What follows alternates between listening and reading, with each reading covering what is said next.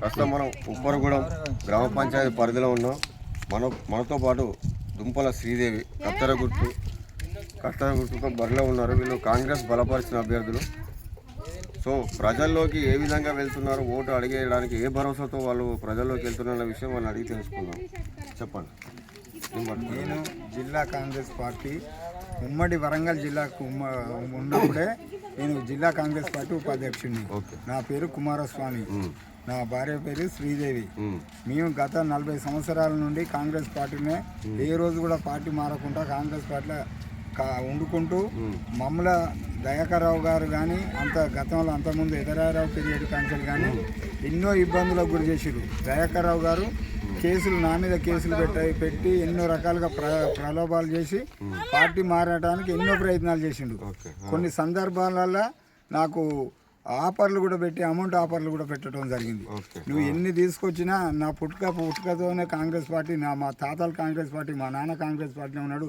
కాకపోతే వాళ్ళు రాజకీయాలు చేయకుండా నేను రాజకీయాలలో ఉన్నా నీ లక్షలు నీ కోట్లు నాకు ఏడా నా అభిమానానికి అవి సరిపోవు, నేను ఎన్నడున్న పార్టీ మారానని నిర్మోహమాటంగా చెప్పడం జరిగింది.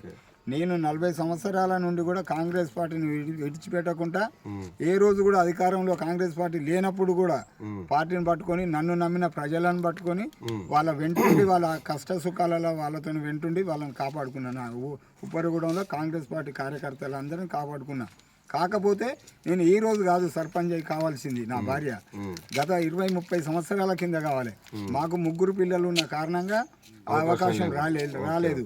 ఈ రోజు 3 పిల్లల అవకాశం వచ్చింది కాబట్టి నా భార్యను, అది ఉమ్మడి ఉమెన్ కాబట్టి నా భార్యను బరిలో పెట్టవలసి వచ్చింది, లేకపోతే నేనే ఉండేవాడిని. ప్రజలకు మీ పట్ల ఏ విధంగా ఉంది?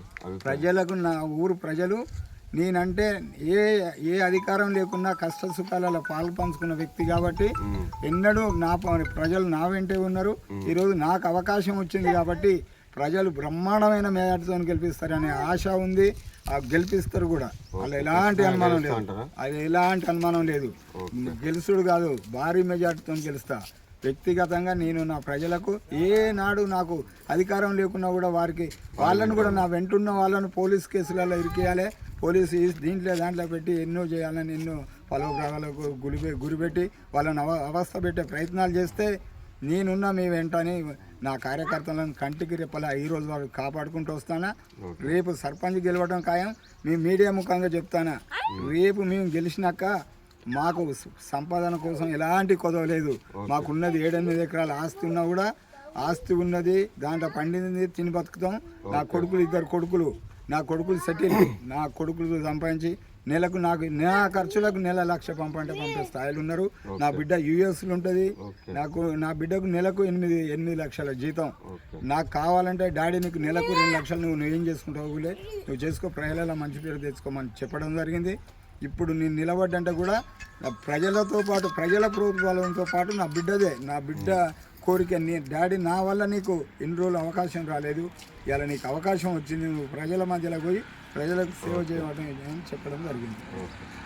ఇది విషయం అండి. అంటే గత 30-40 సంవత్సరాలుగా కాంగ్రెస్ పార్టీకే సేవ చేస్తున్నాం. మా 3 తరాల నుంచి కూడా మేము కాంగ్రెస్ పార్టీకి ఉన్నాము. మా తాతలు తల్లులు ఇప్పుడు నేను కాబట్టి 3 పిల్లలు ఉన్న కారణం చేత మాకు ఇంతవరకు గతంలో అవకాశం రాలేదు. ఈసారి ప్రభుత్వం ఈ అవకాశం కల్పించింది కాబట్టి మాకు సర్పంచ్గా నిలబడే అవకాశం వచ్చింది. కాబట్టి ప్రజలలో నాకు అంటూ ఒక ప్రత్యేక అభిమానం ఉన్నది. జనంలో ఖచ్చితంగా నన్ను గెలిపిస్తారని ధీమా వ్యక్తం చేస్తున్నారు. కెమెరామెన్ కిషోర్తో శ్రీనివాస్.